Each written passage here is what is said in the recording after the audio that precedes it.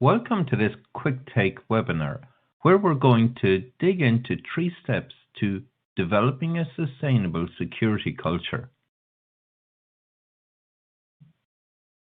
Hi, I'm Richard Harpur, a Pluralsight author, and I've been working in the security industry in various different senior roles for several years.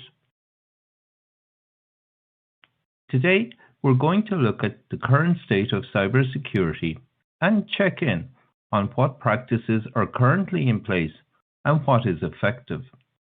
We're also going to ask the question, is there another way to navigate this security maze?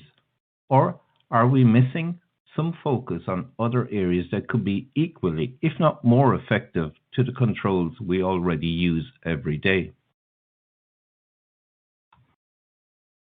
Let's start with a question.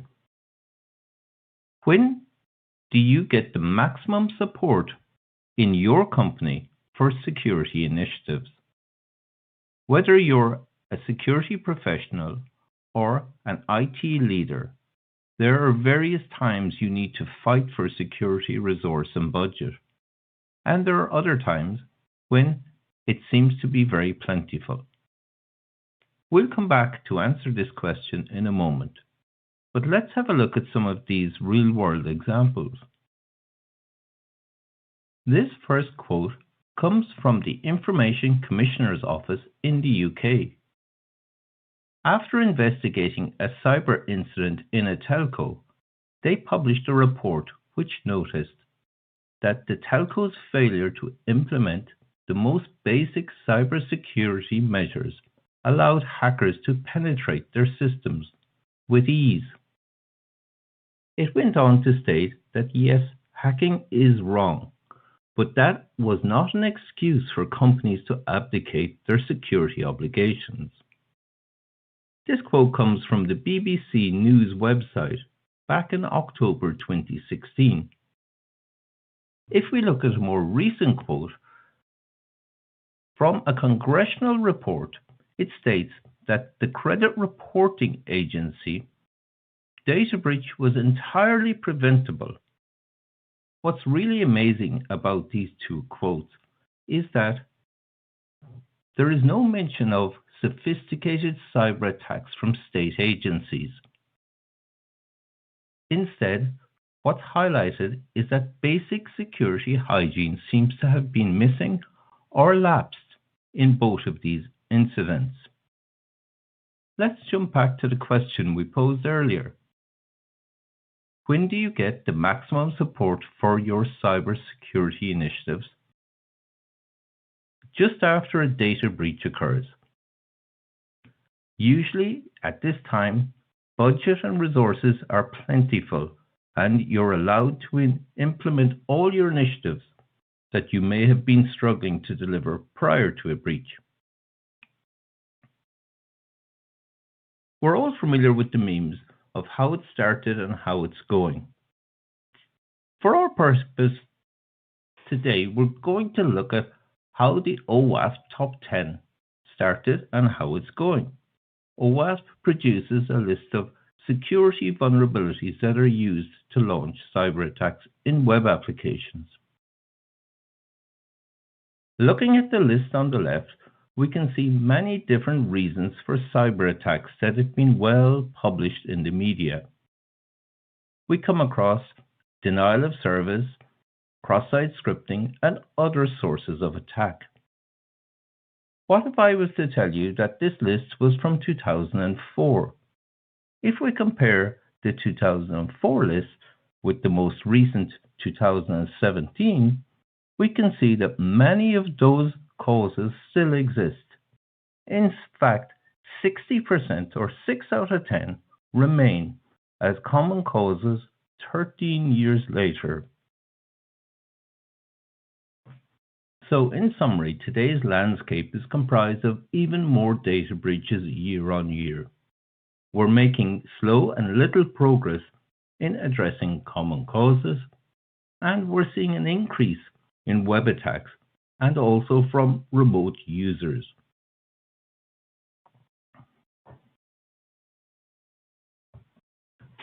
So, why should we focus on security culture? The number of incidents continues to increase, even as we reach record spending levels on security controls. How do we go about building a sustainable security culture? There are three main areas I'd like to highlight in order to help you with building your security culture. Ensure that your company is willing to be secure. Ensure that everyone knows security is their responsibility. And finally, develop a learning culture and learn from security incidents. What do we mean when we say we need to ensure the company is willing to be secure? There is a difference between wanting to be secure and willing to be secure. Your CEO may call you into your office and ask that he wants to ensure the company is secure from cyber attacks. Or if we reverse the logic, he wants to make sure no cyber attacks occur on the company while he's in charge. You could turn this question around to say, are you willing to invest the resource and security requirements necessary to prevent cyber attacks? That will turn the conversation from the want to the willingness. There is a perception that security is easy. And that may very well be the case if we lock up all our computing infrastructure, disconnect it from the internet, and keep it safe. But that is not reality. Security is difficult in complex commercial environments. Systems must interface to be useful. No system works in isolation, and no team works in isolation.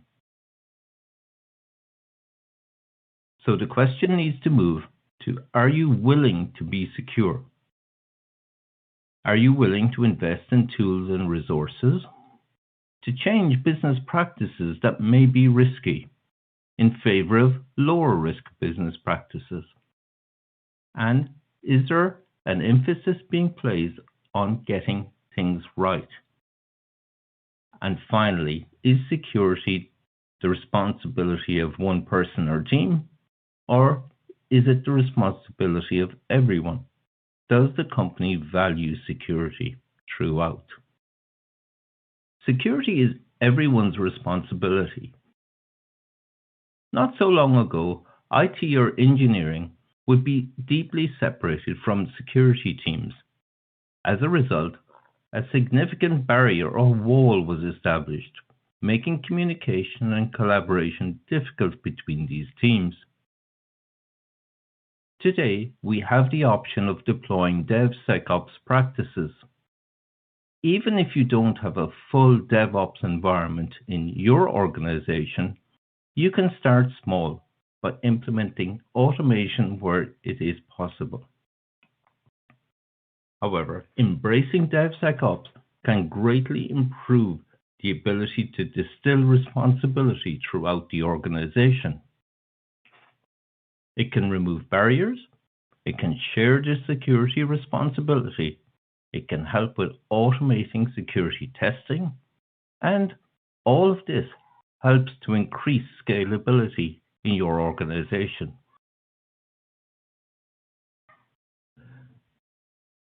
Finally, to wrap up the culture development within your organization, a key part is learning from security incidents. Every security incident has lessons that can be learned. Learning from these incidents is key to developing muscle and memory within your organization. It's always better to learn from incidents that occur with other organizations, and it's far less stressful as well. Foster this continuous learning culture. Here's the second question. If we can fix security issues after a breach, why can't we fix them before a breach? In my mind, The answer is simple. It's the culture of the organization. Cybersecurity is a relatively young activity within our industry. There are other industries that are far more mature that we can learn lessons from, such as aviation. If we look at the aviation industry, they have been to the forefront of learning from incidents that have occurred in their industry over many decades. For example, during World War II, many pilots accidentally raised the landing gear when they were returning from a successful mission. Why was this? The industry and the, the Air Force in the US undertook significant investigation into why this was. Their finding was that pilots were accidentally raising the landing gear because the levers for the landing gear and the wing flaps, which are normally raised on touchdown, were too similar. As a result, they redesigned the landing gear to have a wheel on the lever to make it very distinguishable from the flap lever, which was redesigned to be in the shape of a flap. This practically eliminated these types of incidents overnight. The point here is that there's many different learnings we can take from other organizations that have incurred incidents. I strongly encourage you to develop a learning culture. There's many sources of learning that we can use that are published, such as Data Protection Authority papers. For example, the ICO paper I mention here, which lists the mistakes that have been made in other organizations. We also have different databases which publish breach information and the causes of those breaches. There's troves of valuable lessons to be learned by reviewing these reports. Finally, to help you with developing your security culture, I encourage you to browse the Pluralsight library and look for some of the courses that are directly relevant to improving the security culture in your organization. In particular, there's a DevSecOps learning path that will help you with automation and DevSecOps practices in your organization.